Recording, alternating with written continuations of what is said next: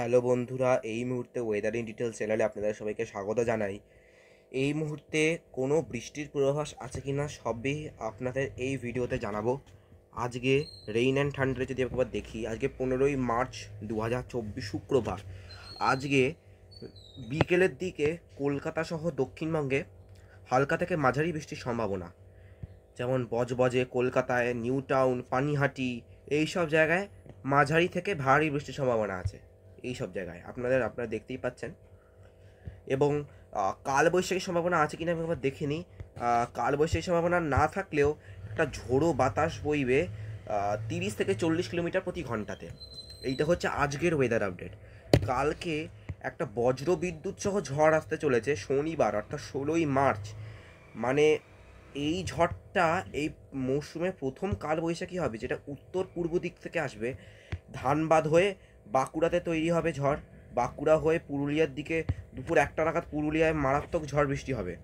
কালবৈশাখীর সম্ভাবনা থাকবে পুরুলিয়া এবং বাঁকুড়ায় দুপুর 3টে নাগাদ। আস্তে আস্তে দুপুর 4টে থেকে 5টার মধ্যে বাঁকুড়া সহ কতুলপুর, বিষ্ণুপুর, বর্ধমান এই সব জায়গায় অতি ভারী বেশি সম্ভাবনা আছে, আপনারা দেখতেই পাচ্ছেন।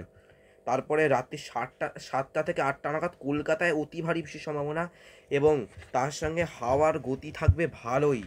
হাওয়ার গতি সর্বোচ্চ হতে পারে 50 কিলোমিটার প্রতি ঘন্টা, অর্থাৎ 50 কিলোমিটার প্রতি ঘন্টায় হতে পারে হাওয়ার গতি।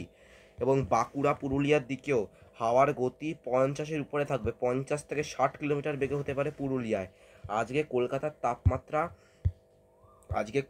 তাপমাত্রা হচ্ছে, আপনাদের বলেই দিচ্ছি, আজকে কলকাতার তাপমাত্রা 33.2 ডিগ্রি সেলসিয়াসে এসে দাঁড়িয়েছে।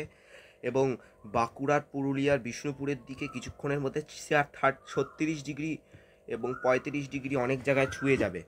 এবং তার সাথে সাথে যে হিট ওয়েভের কথা বলা হচ্ছে, সেই হিট ওয়েভও চলতে থাকবে। আপনারা কেউ 11টা থেকে 4টের মধ্যে বাড়ি থেকে কেউ বেরোবেন না।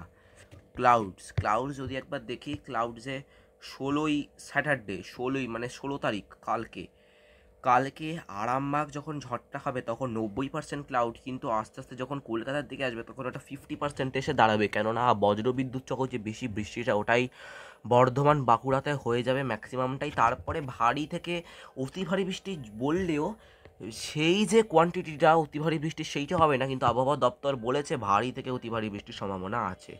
এটাই ছিল আজকের আবহাওয়ার খবর। ভালো থাকবেন, একটা লাইক করে দেবেন, সুস্থ থাকবেন, সবাই মিলে থাকবেন, টাটা।